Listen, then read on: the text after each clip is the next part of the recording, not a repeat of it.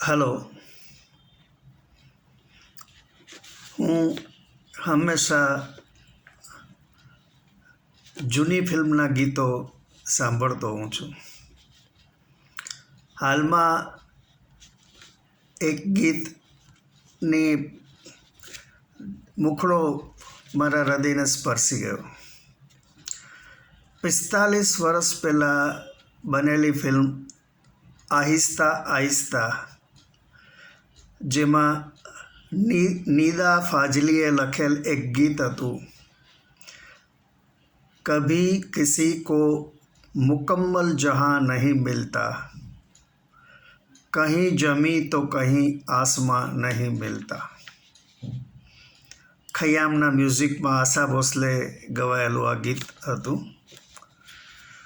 મુકમ્મલ જહાં નહીં મિલતા એટલે કે નો વન ગેટ્સ પરફેક્ટ લાઈફ.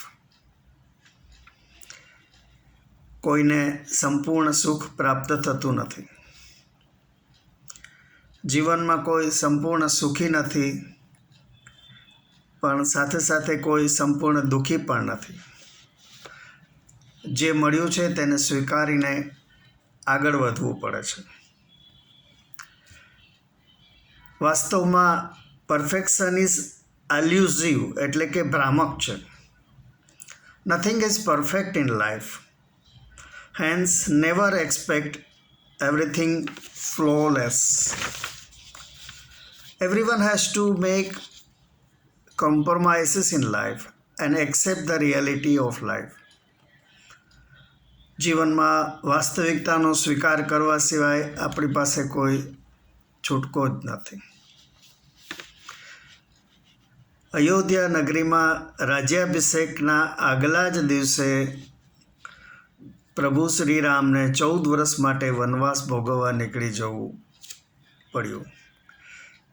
તેમની સાથે સીતાજી અને લક્ષ્મણ પણ વનવાસમાં જોડાયા અને લક્ષ્મણના પત્ની ઉર્મિલાએ 14 વર્ષના લાંબા ગાળાનો પતિનો વિયોગ સ્વીકારવો પડ્યો.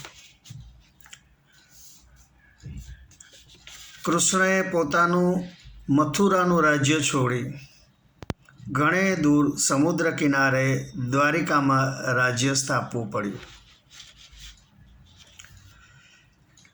મહાદેવના પહેલા પત્ની સતીએ સમગ્ર દેવતાગણની ઉપસ્થિતિમાં પોતાના પિતાના જ નિવાસસ્થાનમાં હવનકુંડમાં પ્રવેશી અગ્નિની શિખાઓમાં આત્મવિલોપન કર્યું. સીતાજીએ અગ્નિની શિખાઓમાં પ્રવેશી અગ્નિ પરીક્ષા આપેલી, પરંતુ એમને કશું થયું ન હતું.